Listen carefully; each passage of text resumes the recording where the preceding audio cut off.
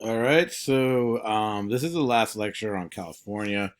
I'm going to cover basically the major changes that happened in the from about 1960 to about the early 2000s. And so, looking at this main screen here, you can kind of see some of the big cultural moments of California. You have Robert Kennedy with Dolores Huerta in the upper left-hand corner. So you have, the activism that happened here on the West Coast. You have the celebrity culture of electing Arnold Schwarzenegger as governor in that recall election in the 1990s and 2000s. You have the Olympics in Los Angeles in the 80s, and then also O.J. Simpson trial and the Kirk Gibson home run at the bottom there. So those are just some of the overall things. And I would encourage you to watch some of the videos attached to the lecture, which you have access to. So especially some of the music stuff that I'm only going to really briefly touch upon. All right. So post 1950s California, very big on social activism, especially with regards to African Americans and Latina Americans, um, and even with Native Americans. So just want to highlight a few things. First of all, the Watts riots happened right after the Voting Rights Act occurred. So that was the whole Selma March um, in Alabama, and then the Voting Rights Act was signed into law, and then suddenly the Watts riots happened, and that really set off a chain reaction about the troubles in the urban West, urban North in California. Even Martin Luther King Jr. himself visited a few days after the riots were over. So it does kind of show that the problems were not just for civil rights, was not just in the South and with regard to segregation, but it was a much bigger problem. The Black Panther movement was one that started in Oakland, California. There's some really good books about this, and I mean, I've reviewed one in recent past on the Black Panther movement and its even interaction with the United Fruit Workers and Cesar Chavez. But this is a group that led by Huey Newton and Bobby Seale. They basic program was to basically guard African American communities and patrol um, these communities and survey the police department as they were arresting or harassing, dealing with African Americans. So it was kind of a tough situation. You can imagine. You have these young men with berets and rifles watching in the corner while a police officer is pulling someone over. But it does show you the tension that's there in the community. And on top of that, the Black Panthers were also big on providing intercity education programs, lunch programs, and stuff like that. Um, the movement itself begins to fizzle out in the early 1970s. Then there is the blowout. This is a walkout of Latino students in LA because of inadequate education opportunities in around Los Angeles, and so Sal Castro was the teacher there that led these students in this major walkout, one of the biggest walkouts in U.S. history. Actually, happens here in LA. Um, then around the Alcatraz area, there was a takeover of the island, led by Richard Oakes and others, and they occupied it for a little over a year. This would be kind of a spark that leads to more public demonstration by Native American activists, particularly the American Indian Movement, or better known as AIM. And finally, probably the biggest LA example of activism was the National Chicano Moratorium Committee against the Vietnam War. They actually just celebrated the anniversary last year with a big LA Times spread on this. And the reporter, Ruben Salazar, was quote unquote accidentally shot. The only casualty from this event. He was covering the event, but he was a very famous Latino reporter, and he happened to be shot by quote unquote accidentally by police. So there's a lot of speculation about exactly what happened. I mean, it's a kind of a long story, but it does show you the tensions within the California world when it comes to social changes. Um, that there was a farm workers movement. You can catch a couple of the videos I had posted a little earlier, but there in Northern California, especially Central California, you have Senator Chavez leading the farm workers in a nonviolent way to get better rights for their workers.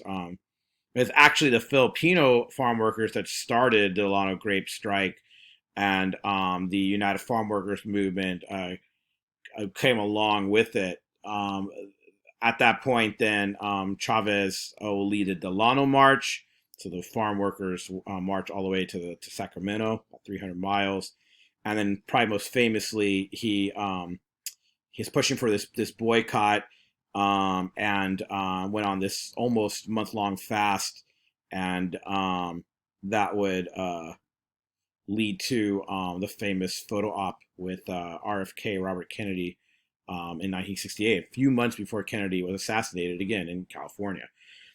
After Kennedy won California in the election.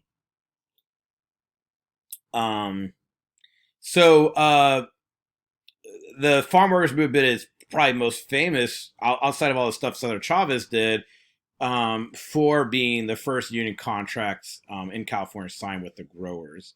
So we already saw earlier how you had the Bracero program where Mexican citizens were coming to work on the farmland, and that kind of was going on all the way into the mid '60s. And so the farm workers are trying to get unionized and have better representation. And that's all happening here again in California, but does give definitely gives national attention to especially Mexican Americans, but even Latino Americans in general, with this strike. All right, like I said, you could check out the California culture stuff. There's a lot of videos here, and you could check that out. I do want to note that you read the essays of Joan Didion and some of her works. She really does focus on something I haven't mentioned yet, but your textbook goes into is the whole kind of hippie movement, beats movement that's there in Haight-Ashbury and in the San Francisco area. So if you've never read Joan Didion on it, it's a pretty interesting read. Uh, anyway, now I just want to cover the governors of California. You have Edmund G. Pat Brown. What's interesting is you have this Brown, and then you have Jerry Brown, his son. His son will actually serve 2 terms, much like his father did. Even though his father served, straight 8 years, Jerry Brown will serve 2 different time periods. Um, so the Brown family has a long legacy in California as governors. And it's under Pat Brown that this infrastructure in California is really, really developed. Some would call it the golden age of California infrastructure. This is when the freeway system expands, the education system expands. So Brown is riding that whole like post World War II movement for everyone to get an education. So the CUC system, the community college system, the Cal State system is really being developed during Brown's tenure as governor. He's then defeated by the former Hollywood actor Ronald Reagan, who would eventually become the president during the 1980s. You should check out his Time for Choosing speech, because in some ways Reagan is the kind of the main figure to bring in the conservative movement in American politics, both on the local level, obviously with becoming governor of California, but even on the national level. And I think it's important, because people would point out Reagan being an actor, that Reagan does have a successful tenure as governor and the experience as governor, which will lead him to become president during the 1980s, and see pretty much the end of the Cold War happening. But as a conservative, the main points here is he's pushing for reduced government spending. His big one of his big passions is that idea of government waste, government bureaucracy, and also he's there at the tail end of all that social protest we were just went over. He was really trying to squash that and say, people should get back into school and, stop fooling around. But it was the height of the Vietnam War. So, but that was Reagan in California. That's probably what he's most famous for. Um, then you have Jerry Brown, who is very big in the environmentalist movement. That actually gives him the nickname Governor Moonbeam. And but he, in all of his environmentalism and being a very California boy, a guy, he was also not a liberal when it came to big government. And in both cases, his first tenure, but even his second tenure, he does try to push for some restraint. The other governor, a note before Schwarzenegger, is Pete Wilson. Pete Wilson has a pretty successful tenure. One is because he's governor during the dot-com boom. So if you think about, the Silicon Valley and the way, Microsoft and Apple and all this computer, the explosion of the computer business happens in the 90s. Well, California is going to ride that boom, and so did Wilson. However, there is major, racial, social strife during Wilson's time as governor. You had the LA riots happen in 1992, so this is kind of a repetition of the Watts riots of the 60s. Then the OJ, so that happened after the Rodney King beating that was captured on camera, and that the police officers got off from the jury, so that led into this riot. I mean, I was I was a kid, but I remember driving on the freeway, coming home from school, and seeing the fires all over, all of, the smoke rising to the sky all over the city from the freeway after this verdict was um, formed, and the way Korean shops in particular were looted, and there were some shootings. It was just honestly a big mess. And you should check out some of the videos I have on that. Um, then there was the O.J. Simpson trial. This is a huge unfortunately, a huge pop cultural moment. It has a very long lasting legacy on the United States and pop culture. But finally, Wilson was very big. The 1990s featured this really stringent anti-immigration sentiment, especially within the conservative world, and within California. So Prop 187, the Save Our State law proposition, was being passed, and it does show this kind of immigrant sentiment that really hasn't gone away since 187. I mean, obviously stuff has changed, but in general, there's this is still kind of a hot topic even in national politics. All right, finally, there was Arnold Schwarzenegger becoming governor. Your book pretty much ends on this note. And so, if you look at Arnold's run as governor and his 2 years his two terms as governor, it does seem that it's very fitting for California to elect this Hollywood action star as governor. Um, it- Funny thing is, he is what you would call centrist Republican.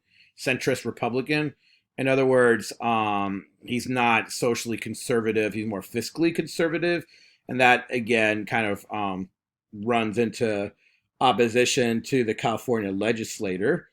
But he is big on environmental issues, and that's probably his thing he tried to hang his hat on. But yeah, so that's California in a nutshell.